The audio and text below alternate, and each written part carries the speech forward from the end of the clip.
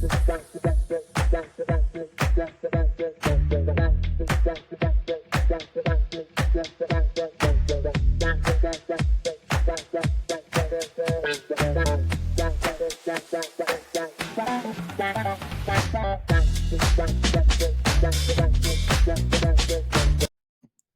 right. Welcome back to the Net to Net podcast, college football edition. I'm your host, Sam Kelty, and today we're talking about recap the games last week, and then we'll also preview the games this weekend, and then talk about Heisman, and then I will come with my big board of my top 10 players in each position going early big board for the draft this upcoming April next year to look ahead for the 2024 draft. So first start out the recap the last games of last week. On Friday we had number 10 Utah versus number 19 Oregon State, which wow, to another top 10 not top 10 sorry top 25 matchup, with number 10 being Utah and 19 being Oregon State, with Oregon State beating Utah. So we saw once again no Cameron Rising. They went with Nate Johnson. He had one touchdown for 101 yards, but Utah scored one touchdown in the fourth quarter, and Oregon State just rolled over them. It was very good. We saw a lot from Oregon State, which we've seen all season. DJ Uiagalelei, the transfer from Clemson, just showing why he was that number one quarterback in the country coming out of high school.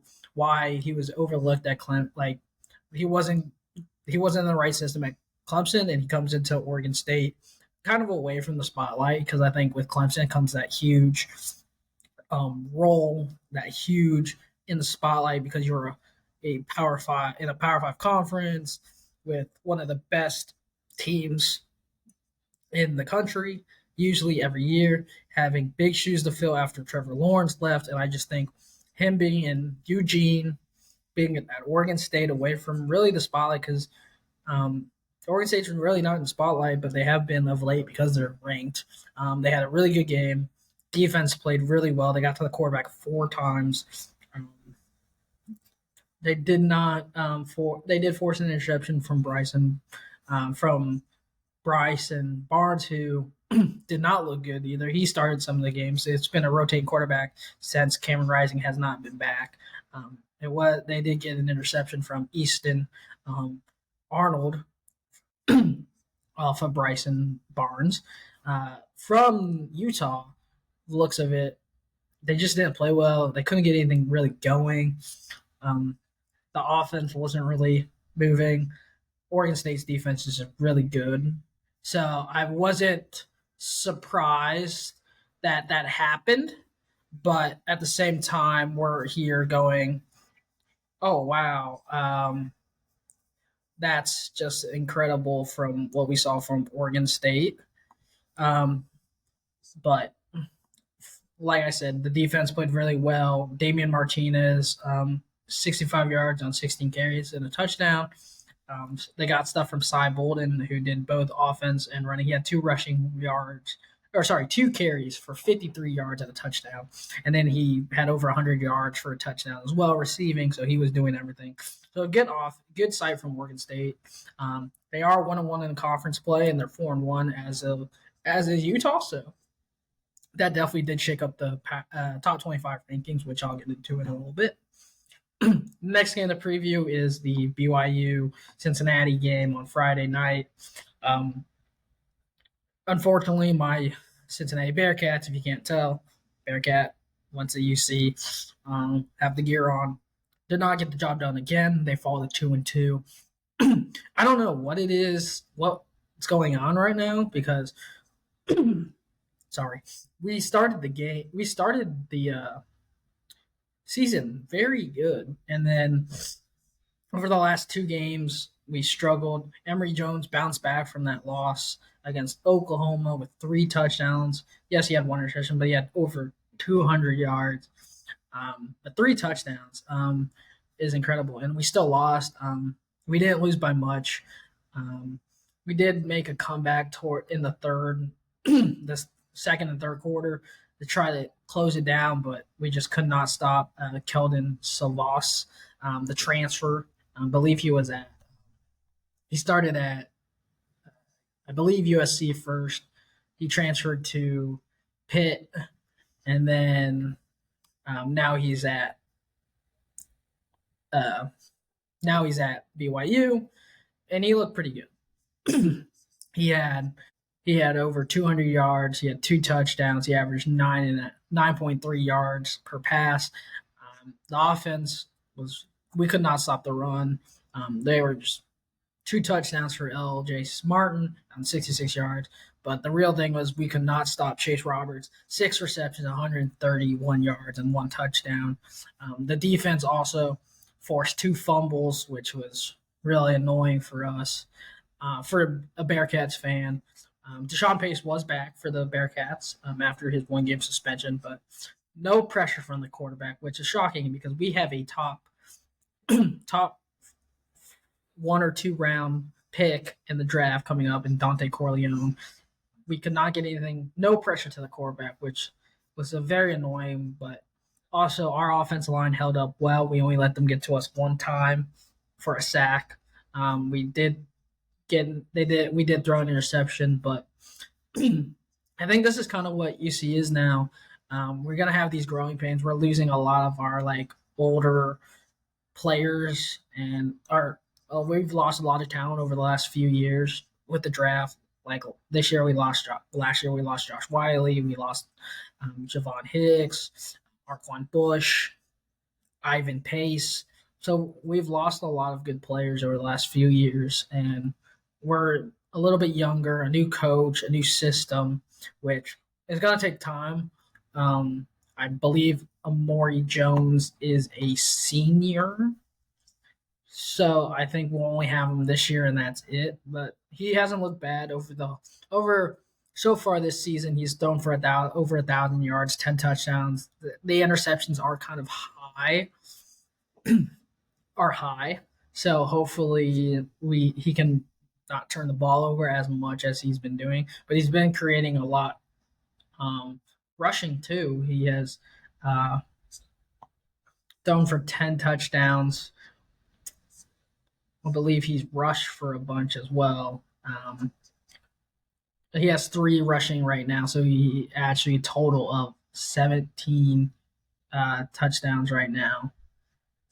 Or sorry, not 17 touchdowns total. He has 13 total because he has 3 on the ground and 10 throwing. So he's not been bad. It's just what we have to work with. It's a younger team, a younger group of receivers. So it's going to take time, especially in the new system, like I said, and a new quarterback.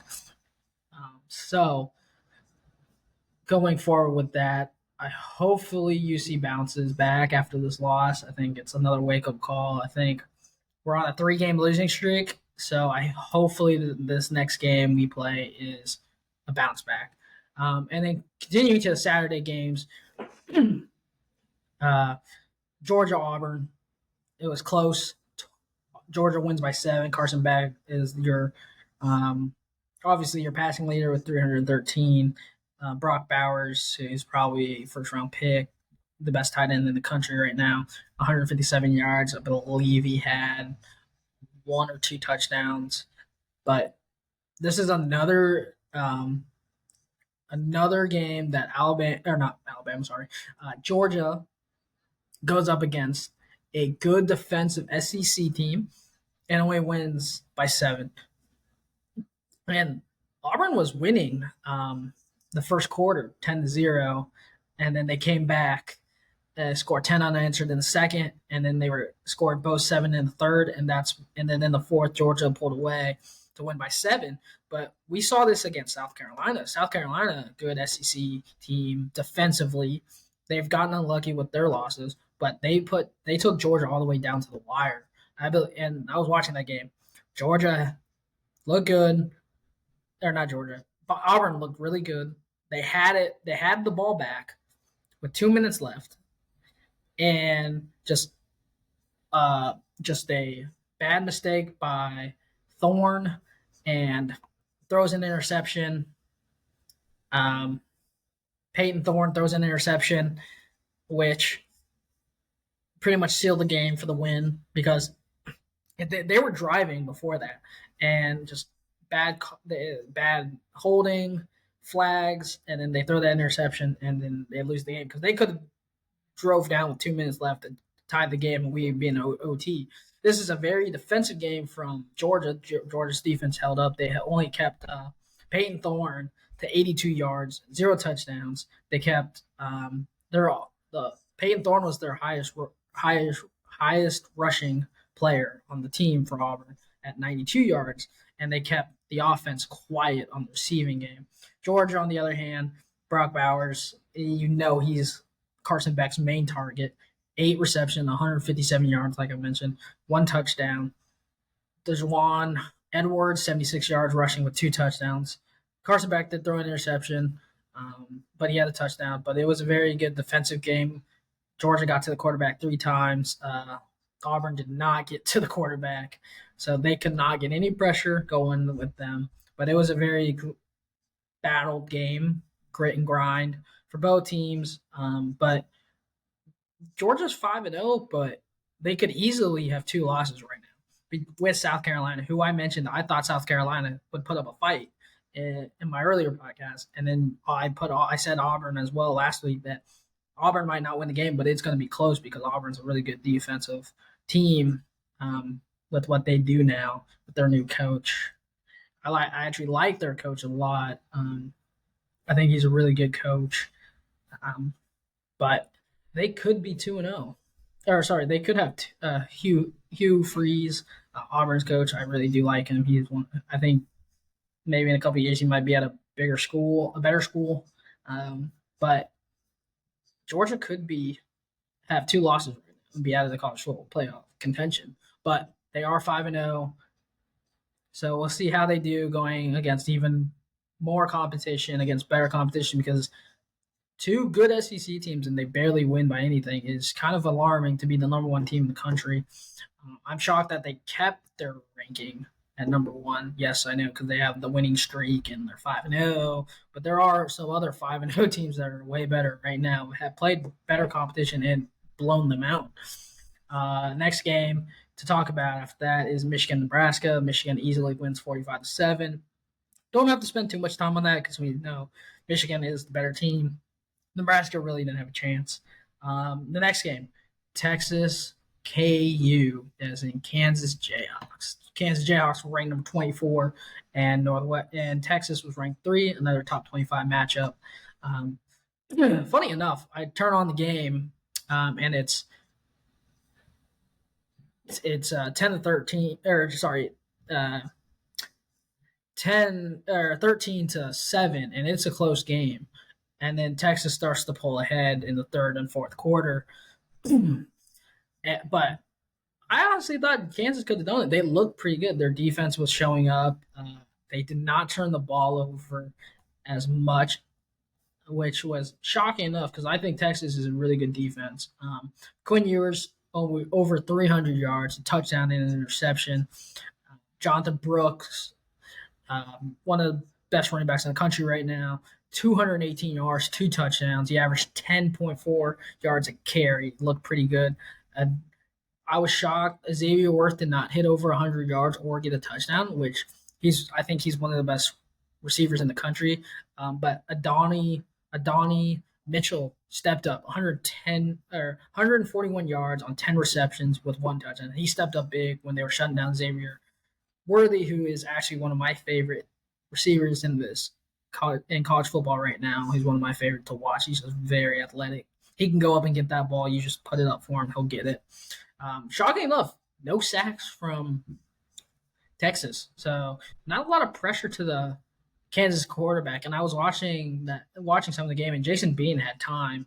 They just could not get anything going really. He only had 136 yards, 1 touchdown, but he only averaged 6.5 yards. And when I was watching him, he was trying to force a lot into double coverage, trying to force it into places where you really couldn't get the ball into. You would have to put a perfect ball into their hands to catch it. He was forcing it too much. He would kind of like ignore the check down and try to go deep. He would try to make those big plays, but I just still wasn't. Kansas was not getting that. But Kansas got to the quarterback 2 times for sacks, but other than that, Texas just ran away with it, which we kind of knew that was coming. The next couple games, Penn State Northwestern. Penn State won 41-13 against Northwestern, and then Washington played Arizona. Washington won 31-24, a little bit closer. This is actually the first game for Washington that Michael Penix Jr. did not throw a touchdown, which is alarming because I'm shocked that he didn't throw a touchdown because he only missed 10 completions. He had over 350 yards, but no touchdown. 2 touchdowns came from their running back and Dylan Johnson, who had a good game.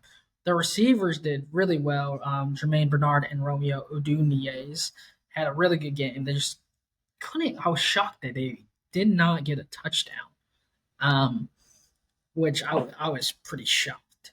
They both had a couple fumbles for both teams. Washington only got to the quarterback once.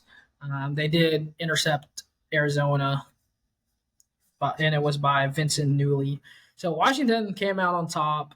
It was kind of close for most of the game. It's another Pac-12 rivalry game. Not really rivalry game, but Pac-12 matchup. Arizona Wildcats, they fall to 3-2 on the season and 1-1 in conference. While Huskies stay 5-0 and 2-0 in conference, and they still have to play some big boys coming up in Oregon, and I think they still have to play USC. But good game. They stay undefeated. The next game, Colorado USC. USC was rolling for most of the game. Colorado comes back at the end of the game. They score 14 unanswered in the fourth to try to make that comeback. It was at one point 14-0 in the first quarter. Then they score 20. USC scores 20 in the second quarter, which it's hard to come back from when they're down. I couldn't even remember the score, but Caleb Williams, 6 touchdowns. And just insight, Colorado did not have Shiloh Sanders, but still 6 touchdowns against a decent Colorado defense. There have been holes over the last couple of weeks. They went against Oregon. Oregon exploited them, and then now USC exploits even more on their defense, even without Shiloh Sanders. I don't think people are saying, "Oh, Shiloh Sanders versus Brendan Rice, sons of 2 Hall of Famers." I don't think, even if Shiloh did play in this game, I don't think it would have mattered because USC's offense is so good. They have talent everywhere. Yes, they lost Jordan Addison last year. Yes, they lost Travis Dye, but they still have Marshawn Lloyd. They still have Tyja Washington. They still have Mario Williams and Brendan Rice. They're stacked everywhere, and they only won by 7 points. That's pretty good for USC, but that just shows how big their holes are on the defensive side too, because they gave up 41 points. And USC, and that's shocking for USC.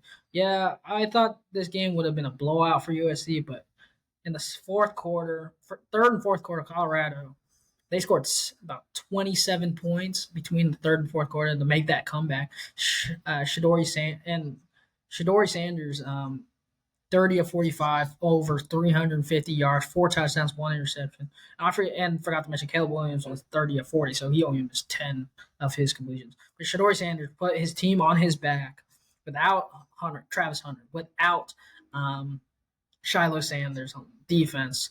Like I said, Travis Hunter on the offense and defense. Xavier Weaver was quiet, which I was kind of shocked about because he was targeted 7 times, but he only got 29 yards. So the defense was containing him. But Jimmy Horn, 2 touchdowns, 84 yards. And then Amari Miller, breakout game, 7 receptions, 196, averaged 28 yards per catch, 1 touchdown. His longest was a 65. He stepped up Next man step up is kind of like that phrase, and he stepped up. He had his best game. He is a freshman. And when Xavier Weaver was not getting open and Shadori Sanders could not find him, he stepped up as a freshman. I believe he's a true freshman. His first game playing, 7 receptions, 196, one touchdown. I believe he will and should be involved in the offense more. He had a game. He had a game. And hopefully that can continue into their next week and continue the season, because if they have him and with Jimmy Horn and Xavier Weaver and Michael Harrison, you have weapons. They did shut down Dylan Edwards, who is their big acquisition they got in recruiting. He was really good. Hopefully, they have Shiloh Sanders and Travis Hunter back, because they are the leaders on the defense and will help Colorado going forwards. But once again, unfortunately, Colorado has to go up against two good teams, and we kind of knew that they were going to lose. But I will give props to Deion in Colorado, Shadori Sanders, for coming back and almost and tying this game up. I honestly I think Shadori kind of played back into the Heisman running, um, and I'll talk about that in a little bit. But yeah, I got to give flowers to Colorado, because they did do something that I did not think was going to happen. I didn't think they were going to lose by them, lose that close, because I kind of thought it was a blowout after watching what they did against Oregon the last week. So going forwards after that game, the later game we had Oregon Stanford. Oregon, Bo Nix again playing at a high level. He's probably going to be. He is one of my Heisman favorites, and not even being biased, he just looks so good. Stanford just and you forget Stanford was winning 6-0 at one point in the second quarter, and then Oregon just explodes in the second, third, and fourth. 42 points. Bo Nix, another great game. 27 of 32, 290, and 4 touchdowns. The running game was good from Jordan James and Bucky Irving. I know Noah Whittingham was injured, so he didn't play. But Troy Franklin, if he doesn't go in the second round at least, the earliest in the second round or late first round, that is criminal. Troy Franklin's been having a year. Gary Bryant, he's having an okay year. I thought he would be more involved this year.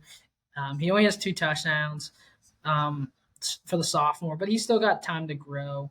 I think they're still developing that chemistry. But Troy Franklin Jr. out of East Palo Alto, California, he is showing why he should be one of the first wide receivers off the boards in the upcoming draft. 7 touchdowns already, 535 yards, averages 16.7 on the season with 32 receptions. This game, he had 2 touchdowns, 117 yards, and the defense could not stop him. He looked amazing, and I was kind of scared about Troy Franklin being our number 1 this year, because last year he showed so much inconsistency, and I think that's because he was a freshman. He was still trying to fit into the system, trying to fit in with Bo Nix, but he has proven that he is Bo Nix's favorite target and his number 1 target, and can be a number 1 on this team. The defense looked great. It looked like a lot of those holes were fixed. 5 sacks, 11 tackles for loss. We saw 2 sacks out of Jordan Birch. 2 tackles for loss from Jordan Birch. We saw Mateo Ugalele, the younger brother of DJ Ugalele, got pressure to the quarterback. Brandon Dorless had a good game too. 1 sack, 1 tackle for a loss, 2 solo tackles. He looked good. Jeremy Bassa looked great. We did not force the turnover, interceptions wise, so that's new. We haven't forced any turnovers. I was quite shocked, because our defense was playing very well. We contained E.J. Smith, the son of Emmett Smith. Justin Latham couldn't really do anything. He only had 106 yards, 11 of 20. And then they kept kind of switching out quarterbacks in the beginning with Ashton Daniels too. He went 3 of 4 with 27 yards. He couldn't get anything going. We kind of stopped everything. None of their receivers got over 50 yards. So it was a good game for the Ducks, and they're 5-0 for the first time since 2019, and hopefully they carry it over, because they still have some big matchups coming up uh, later on the season. So hopefully they can continue the winning momentum. Then we had Alabama, Mississippi State. Bama bounces back 40-17, which was a good game. Um, Hopefully they can continue that. I feel like they've kind of, I don't know, Bama's kind of weird. I feel like they have decided to just stick with Jalen Milrose. Um, he did have 2 touchdowns rushing. He had 0 throws for touchdowns. He only threw it 12 times and completed 10.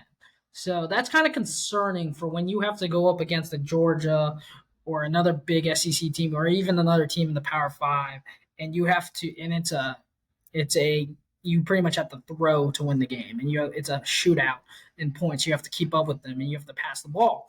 That's concerning for Alabama because Jalen Milrose is not very good and not very accurate in his passes. But we've also not seen anything from Ty Simpson or Tyler Buckner. So I am kind of scared for Bama. If you're a Bama fan, I would be scared too because you don't have a true quarterback. This might be the worst quarterback class you've had in a long time. And that is concerning because Bama has always been known for having great quarterbacks, from the Greg McElroys of the world and the A.J. McCarrons to the Tua Tagovailoas and the Jalen Hurtses and the Mac Joneses and the Bryce Youngs of the world. Now you have 3 quarterbacks. You had 2 have been with the team, and then you bring in Tyler Buckner, who played at Notre Dame last year, and you bring in their offense coordinator from Notre Dame, and you're struggling to throw the ball. Yes, you do lose Bill O'Brien, who's one of the best offensive coaches, offensive coordinators, and quarterback coaches probably that was in college football, and probably one of the best offense coordinators in the NFL too as well. He's one of the best to do it, and you lose him, so you're already in a new system. It was pretty much Alabama, I think, relies on their defense a lot to put them in situations to not give up a ton of points. They forced Will Rogers 3 interceptions. Kool-Aid McIntyre forced a fumble. That was 1 turnover, and then Chris Braswell, Caleb Downs, and Jahadi Campbell forced interceptions, and Chris Braswell's interception was a touchdown, ran it back to the house. So their defense played very well. Sacks from Dallas Turner, sacks from Justin Nabagi. And the nice thing about it is when I was watching that game, Alabama has some big boys up front on the offensive side. So they give Jalen Milrose time. He just can't pick out the right plays. He forces too much in. So like I said, I would be worried about Alabama. But Mississippi State, unfortunately, 0-3 in conference, 2-3 on the season, falls short against Alabama, which we kind of saw Mississippi State wasn't really going to contest with them. Other games in the season, that happened, or LSU Ole Miss, that was a top 25 matchup. LSU loses to Ole Miss, which is an upset because Ole Miss is number 20 and LSU is 13th. That's another upset. Mississippi wins 55-49. Pretty much LSU is out of the conversation for the. I think they're out. They're pretty much out. A 2-loss team. They're done. 2-1 in conference, 3-2 on the season. Jaden McDaniels had a good game though. 27-36, 4 touchdowns, 0 interceptions, 414 yards. Jackson Dart played as well. 26-39, 389, 4 touchdowns, 0 interceptions. So they kept control of the ball, and it was pretty much a shootout if you can't tell. Funny enough, Sean Judikins, the running back out of Ole Miss, 33 carries, 177 yards, and a touchdown. USC's Bennett, the 5th, 9 carries, 90 yards, and a touchdown. Logan Diggs, 101 yards, 2 touchdowns on 19 carries. So the running game was there. Yeah, and the passing game was there because you have 2 players from LSU and 2 players from Ole Miss over 100 yards, from Trey Harris and Jordan Watkins of Ole Miss, and Brian Thomas Jr. and Malik Neighbors of LSU. Brian Thomas also chipped in three scores with Trey Harris, Jordan Watkins, and Dayton Wade, pushing 1 touchdown each. They did fumble. There was a couple fumbles from both sides. 3 sacks for Ole Miss, 0 for LSU. So it didn't seem like a lot of pressure was getting to Ole Miss that Ole Miss was giving to LSU. But it was another classic shootout between the two. LSU loses again, I think. Unfortunately, Ole Miss, they storm the field um, and they hang on. They storm the field, and Ole Miss, they partnering up at Ole Miss. I bet Eli Manning was happy about that. um, but yeah, another upset. You see Lane Kiffin gets a win after that loss to Alabama last week. I think it was good for them. Other games, Oklahoma, 50 points against Iowa State, the number 14 team in the country, Oklahoma. Dylan Gabriel had another good game after their win against UC, unfortunately, my Bearcats. Tennessee gets the win over South Carolina, 41-20. Florida Gators actually get upset by UK, 33-14. And UK, they're showing how good they are. 5-0, 2-0 in the conference. They look pretty good against the Gators. The upset 33-14. Graham Mertz, the transfer, struggled. 2 touchdowns, 1 interception for 244, 25-30. Devin Leary, 1 touchdown, 69 yards, 9 of 19. It's shocking that you have one quarterback throw over 200 yards and you have the winning quarterback only throw for 69. But give it to Ray Davis. 26 carries, 280 yards, 3 touchdowns. That's insane. Insane day for him. Coming out for the man. He's been decent all season. He's been kind of underrated. He has 8 touchdowns, 594 yards, 76 carries. He's the senior. Kind of putting his name in there as one of the best running backs in the country.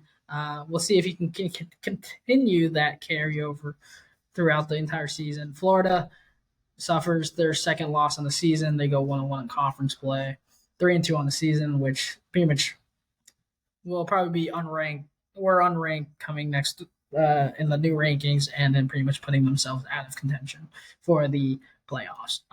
Other games in the game, we had Michigan and Iowa. First game truly without Mel Tucker. Iowa beats them 26-16, which is kind of obvious. Iowa's a really good team. Unfortunately, they played against Penn State last week and they lost, but Michigan State has struggled all season on and off the field, so they just definitely need to get kind of regroup, make sure they bring in the right coach. There's a few coaches that they've been linked to, so hopefully they can figure that out.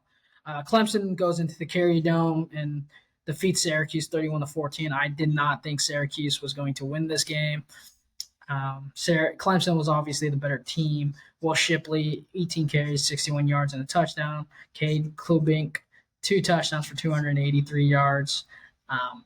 Ends Syracuse's undefeated streak, 4-1 in all their games, and then 0-1 in conference play. With Clemson 1-2 in conference play and 3-2 on the season. They're pretty much out. They kind of need a miracle for them to get back into the contention for the playoffs. But a 2-loss team is pretty much out after that. And then probably the biggest game, or sorry, not the biggest game, but the final game of the night that everybody was looking forward to. College Game Day was there, and at Durham, number 17 Duke versus number 11 Notre Dame, another top 25 matchup. When I was watching that game, it was a defensive game. Notre Dame's defense held on for pretty much the entire game. And then Duke's defense played very well, kept Sam Hartman from not throwing a touchdown this game. He went for 222 yards, 15 of 30, 0 touchdowns, which is kind of shocking because I thought he would at least get a touchdown. Riley Leonard showed up, 134 yards, 12 for 27, 1 touchdown, 1 interception. Shocking enough, the last time Riley Leonard played Sam Hartman was when Sam Hartman was still at Wake Forest, and Leonard won that game at Wake Forest with Duke. So they haven't seen each other.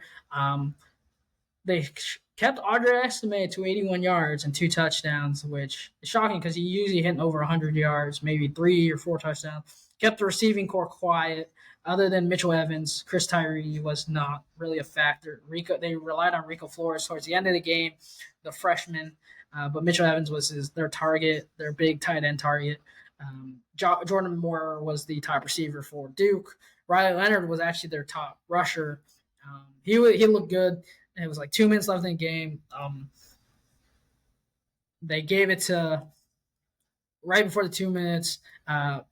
Audrey Gasmay scores the second touchdown of the game. They kind of like they get through. It's either you go down and run out the clock, or you just run in and score, and then you give the ball back to Duke, and they have to go the length of the field to score. And they were doing it. They were going the lengths of the field to do it. They look good, and then Riley Leonard gets sacked. They fumbles the ball. Notre Dame recovers it, and Riley Leonard gets hurt in the process on the decisive play to try to bring his team within to either tie the game or win the game, but goes down, hurts his ankle. He gets kind of rolled on top by the defender, but good play from Sam Hartman at the end of the game to make sure after his interview, pretty much just said defense played well and wanted to make sure Riley was okay, and then went over to the tent and waited for him to come out of the blue tent, which is class act from Sam Hartman. We've seen it before. We've seen Sam Hartman do these class acts before. He's one of my favorites for the Heisman running. I think he is my top favorite other than Michael Penix right now. But we saw earlier in the couple games before, I forget what team they were playing. I think it was NC State. He let the band finish the alma mater song before he celebrated with his team, and that's class act again. Sam Hartman, he's a great guy. I think he's a great guy. He's a great quarterback. We all know that, but his leadership and his maturity is there. And honestly, I think any NFL team next year would be lucky to have Sam Hartman on their team. But Notre Dame bounces back from that loss again, that crucial loss against Ohio State. And we all saw that in that loss that they had 10 men on the field, not 11, and that's a coaching error. That's on Marcus Freeman. That's on the defensive coordinator not reading that well. They realized they bounced back this week, and they made sure they had everybody in the field, and they get the win. Duke, they lose, but I knew that their Cinderella story was going to end here, but it was a lot closer than I thought. But yeah, it was a good game to watch. I enjoyed it, and this is kind of like a light week because we saw a lot of people on buys this week. But now fast forwarding to the next week, this week, Friday, not a ton of great matches, but then we got the Red River Rivalry. Texas, Oklahoma, the number 3 team versus number 12 team in the country. I think Texas wins this game. I think it's going to be a shootout because Oklahoma's looked pretty good over the last couple of weeks, and so has Texas. So I think it's going to be a shootout. I think Quinn Ewers has been playing great this season. And I also think Dylan Gabriel has been playing great. I just think it comes down to defense, and I think Texas defense is slightly better than Oklahoma's defense. So I picked Texas. Ohio State, Maryland on Fox. I think Ohio State should win this game. If they lose this game, it's going to look bad. I think Kyle McCord is starting to kind of fill into his role as the starting quarterback. I think they've gone with him. I think he's the right choice. Other than that, big games. Oregon is off. A lot of teams are actually off this week, so it's not heavy like usual. But some teams are off. Wisconsin Rutgers should be a decent game. I think Wisconsin will win that. I think Mississippi State will have a bounce back week against Western Michigan. I don't think Western Michigan's going to put up a huge fight. Then you got Washington State, number 13 team in the country, versus UCLA. That's going to be a great game. I think Washington State will win this game. But I think it'll be close because UCLA has a really good defense, and we saw that last time UCLA played. I believe it was against Utah, and it was only 14-7. UCLA's defense held up, and I think they can hold up again. So it should be interesting to see. Wake Forest, Clemson. I think Clemson wins that easily. Iowa, Purdue. I think Iowa will win that game. And then the later game in the afternoon, you have the 7 p.m. game on the East Coast, 4 p.m. here in the West Coast. You have number 20 Kentucky versus number 1 Georgia.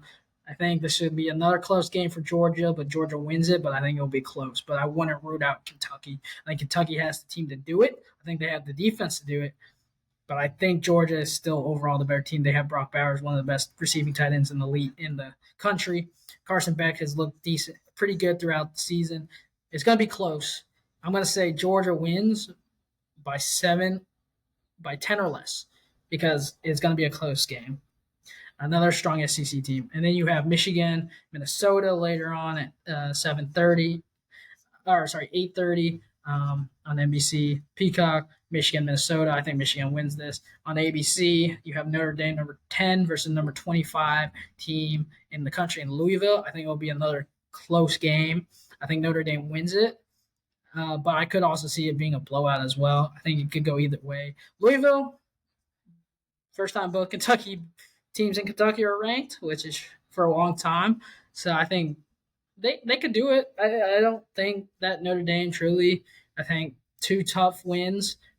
I wouldn't be surprised if this is another tough win for Notre Dame, but I I'm going with Notre Dame. I think they're the better team. They have the better players. Sam Hartman is one of the best quarterbacks in the country. Audric Estime is one of the best running backs in the country. You have Cameron Mitchell, who's I think second or third best tight end in the country, behind Brock Bowers and maybe I can't even think of the other tight end off the top of my head. But it's going to be a good matchup. You got the number 16 Ole Miss versus Arkansas. I think Ole Miss wins that. 17th, Miami plays Georgia Tech. I think Miami could win it, but I wouldn't be shocked if Georgia Tech comes in with the upset. Number 24, Fresno State takes on Wyoming. And then probably Oregon State California game will be a good game. And then the USC Arizona game at the end of the night could be a good game. So we'll see how those go throughout this season. And then so I forgot to mention Colorado takes on Arizona State. I think this is Colorado's bounce back week after having two tough weeks against Oregon and USC. So I wouldn't be surprised if Colorado gets the dub. So those are kind of my predictions and who I like going into this game. So yeah. And then kind of talking about the rankings with the shakeups. Nothing really within the top 7. Oregon moves up one spot and USC moves down, which I kind of saw coming because they only beat Colorado by 7 with Oregon smoked Colorado. So I think that's why they moved up. Notre Dame move up one spot to 10. Everybody pretty much, Bama moves up one spot as well, which I kind of agree with, but I could see them staying at 12. Oklahoma moved up 2 spots. Washington State moved up. Shockingly, North Carolina is still ranked.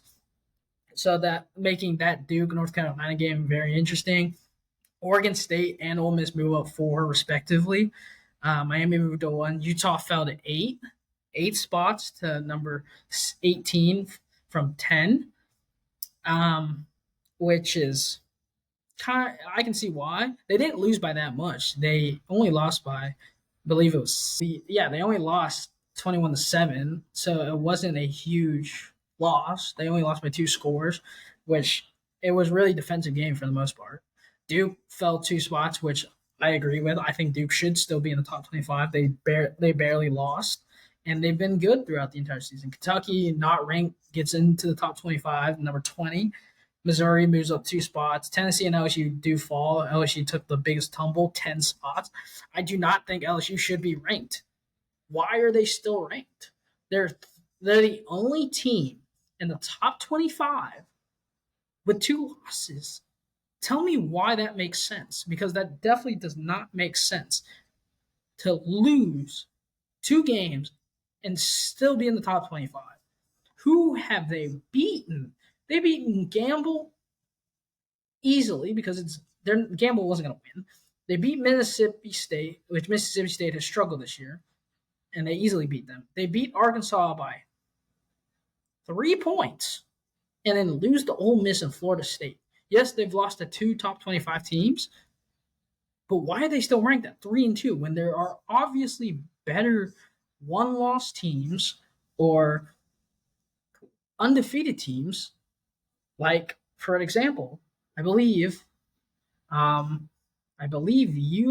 UCLA is a 1-loss team, I believe.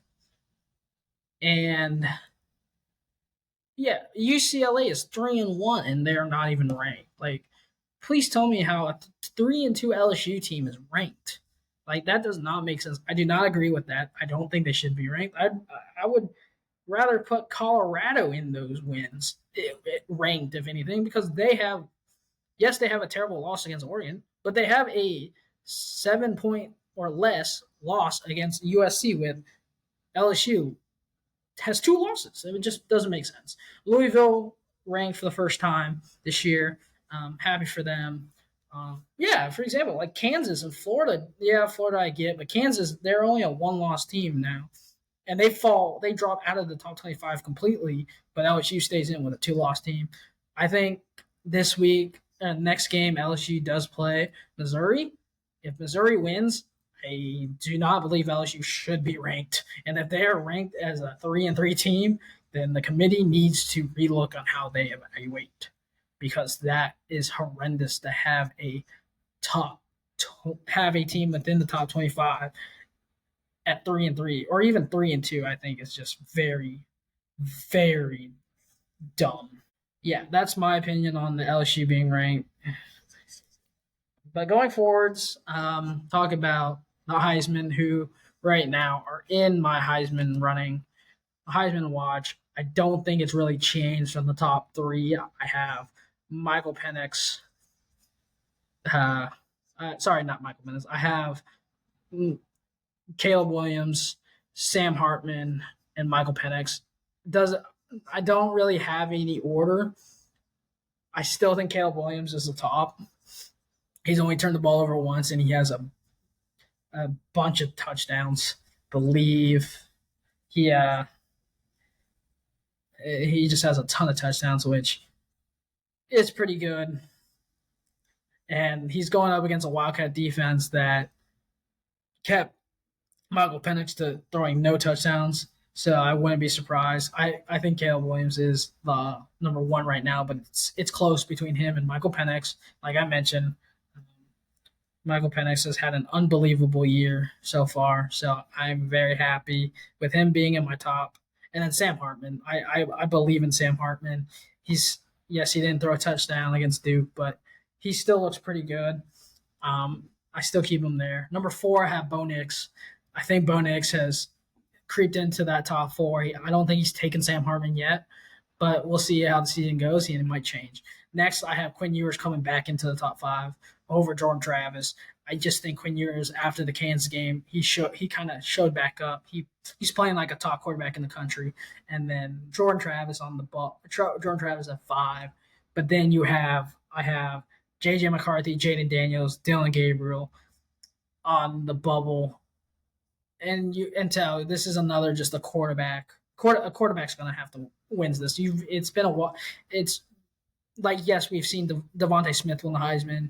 We've seen running backs win the Heisman before, and like Eddie Jordan, Archie Griffin, and Reggie Bush. But it's usually a quarterback that wins this award, and I just think the quarterback play this year is so good. And it's funny enough that a lot of these quarterbacks that have been playing so well are in the Pac-12, and it's just funny because the Pac-12 is not going to be around next year. So it's just kind of funny. Like every Pac-12 team is showing out right before they split. So it's kind of funny. But yeah, that's who I have in the top 25. And then kind of previewing my mock board in each position real quick.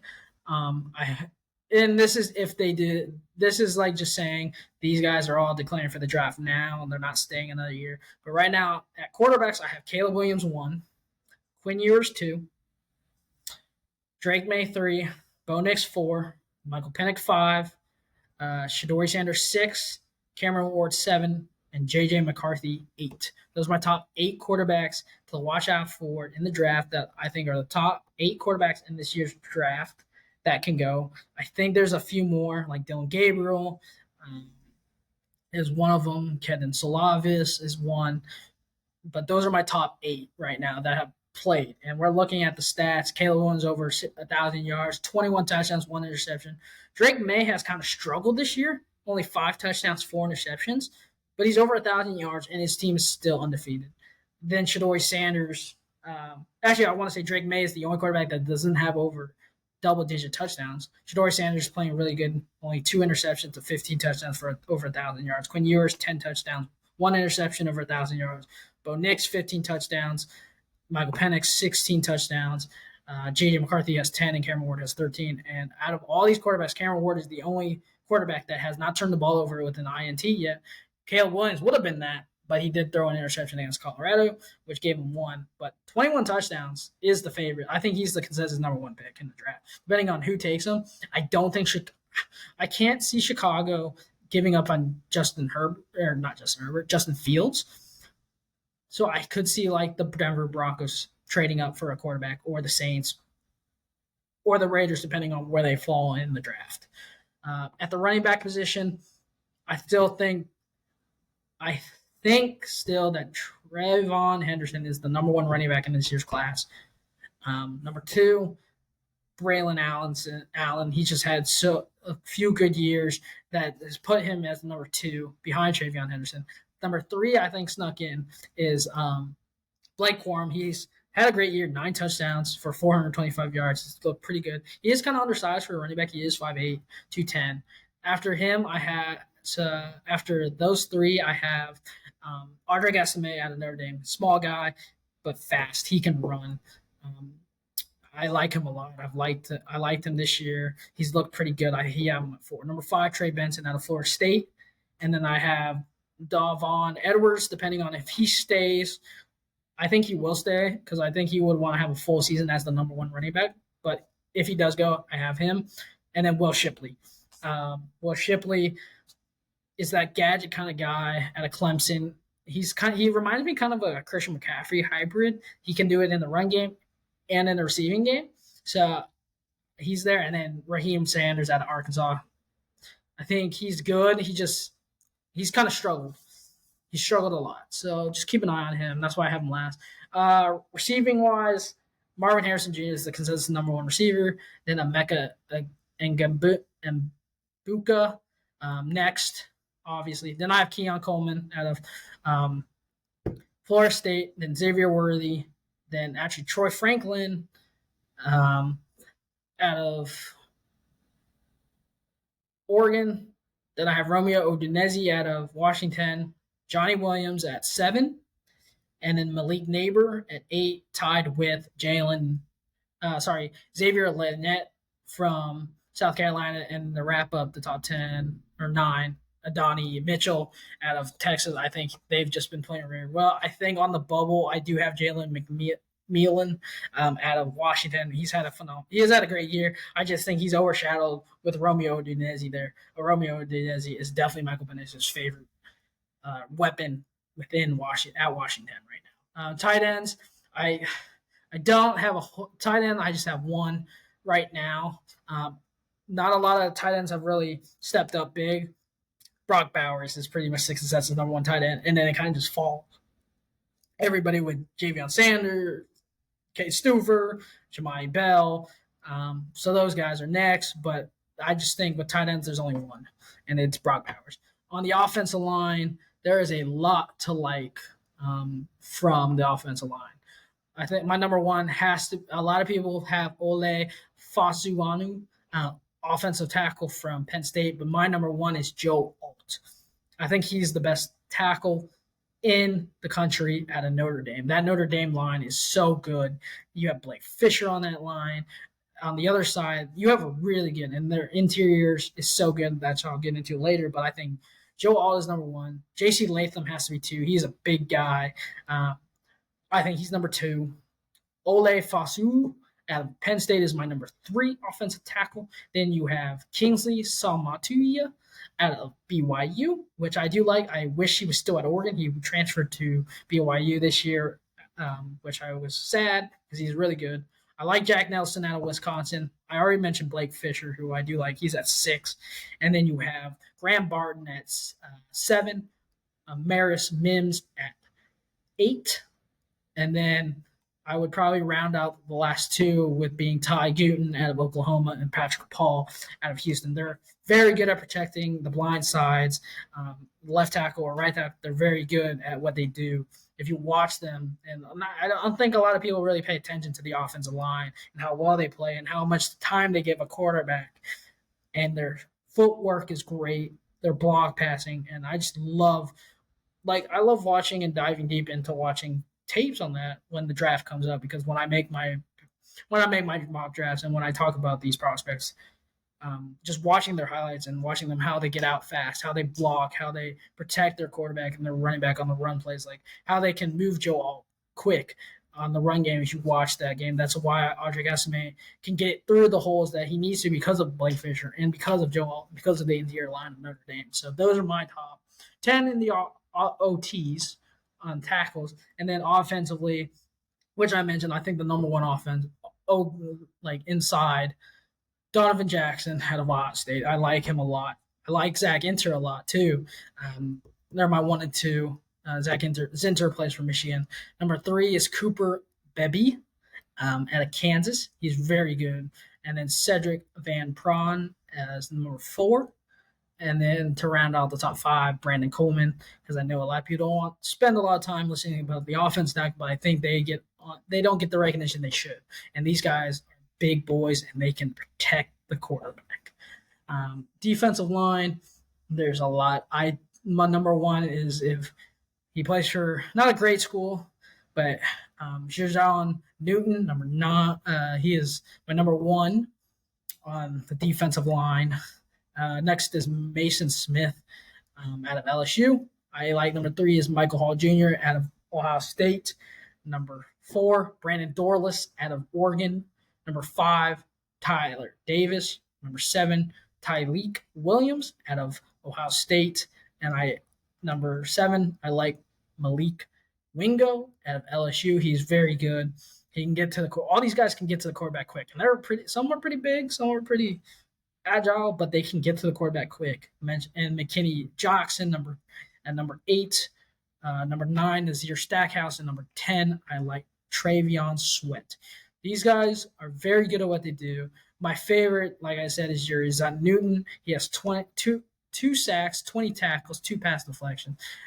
He's looked pretty good. He gets pressure to the quarterback quick. He's very good in the 3 technique. And if you watch him, the way he uses his fist moves and his power moves to get off the offensive line, and he's very good at getting through double teams, which I do think that's really good for a defensive line. That's why he's my number 1. Michael Hall is up there close, and so is Leonard Taylor and Mason Smith. My edge rushers, there is a bunch of good edge rushers. My number 1 has to be Jared Verse. He is a top 5 pick in this year's draft. I like him a lot. He is very, very good. I thought he was going to announced for the draft this last draft, but he decided to stay an extra year. I like him. He's definitely number 1. Number 2, Dallas Turner. He's looked pretty good in the shoes, the field for Will Anderson. 5.5 sacks, 22 tackles. Looks very good. He's forced 2 fumbles as well, which is pretty good. My next one has to be JT Tuimalu from Ohio State. He has not got the sacks, but he has gotten the pressures. He's gotten the tackles for loss. He's looked very good. Next one is Latu, the big boy out of UCLA. 4 sacks this season. He gets to the quarterback quick. He is very fast off the snap. He is very good for he is that leader on that defensive side. You saw why. Yes, they only lost 14-7 last game, but he is the reason why, because they played very good defense, which it could have been worse. Number 5, Jack Sawyer. Doesn't have the sacks. He's supposed to come in as the next best pass rusher at Ohio State. I think he stays an extra year, but if he does draft, he's my number 5. I think it's kind of a weaker defensive class this year. Byron Trice and Zion Tapalu-Fatu out of Washington, the both edge rushers, very good. They were good last year, and they're very good this year. And then to round out the last 3, I have Chop Robinson and Prince Alume Laleni. And then I have Jordan Birch out of Oregon. He gets pressure to the quarterback a lot, which the transfer to South Carolina, I do like him a lot. At the linebacker position, I will go with the linebacker core this year. I'm not a huge fan of. It all depends on who goes, and this is all early because we don't know who's actually going to declare this early. No one's going to declare this early, so these are all just speculations. And right now, I have Jeremy Trotter. I think is the best linebacker in the country. Barrett Carter is the second best. They're both at Clemson. Clemson has the best tandem, I think, this year. Last year, I thought it was Oregon with Justin Flau and Noah Sewell, but this year it has to be Clemson. Then after that, it's Tommy Eichenberg and Steel Chambers at Ohio State. They are very physical. They are experienced because they've been in college for a long time. And then after that, I have Small Molden Jr. out of Georgia. But yeah, those are my top 5 linebackers, and there could be more coming up because a lot of them kind of play edge rusher. For McKinstry and Kalen King are my 1 and 2. After that, it goes Nate Wiggins, then Denzel Burke from Clemson and Ohio State, respectively. Then after that, Josh Newton out of TCU, then Cooper DeJean out of Iowa, then probably Teron Arnold out of Alabama again, and then to round out the next three have to be Kalen Carson out West Wake Forest. I liked him a lot. He's very good physical um, on the outside, and then Jason Marshall Jr., who plays in the slot, very good at what he does. I haven't really seen him play much on the outside, so that will be new because he is 6'1", about 197, but he's usually in the slot against their slot corner. And then to round that out is Quinyon Mitchell out of Toledo with DJ James Tide out of Auburn and Toledo, respectively. So I do like them a lot. And then at the safety position, I think there are a couple. Andrew Mabuka out of Clemson, Tyler Nubu out of Minnesota, Cole Bishop out of Utah, and James Williams out of Miami, and then Kalen Bullock out of USC are my top 3 or 4 safeties in this class. And I think like I said, I think this is a very offensive heavy draft. Like last year, it was very heavily defensively. So this year, I think it's really offensive heavily. So those are my early top predictions, my top big boards. Probably in the next week or two, I'm still working on it, is my mock drafts. But I will probably have a whole episode just on the mock drafts, and I'll probably be in my NFL drafts. But definitely keep an eye out for that. So that pretty much wraps up the episode today. It's a little longer than usual. It's about an hour. Hope you guys enjoy. Please subscribe and like on Spotify and YouTube. Follow us on Instagram and Twitter at Net to Net Podcast. And we'll be back soon with soccer and NFL as well. And I'll in my next college football. So I'll see you guys soon. Have a good night and see y'all soon. Peace.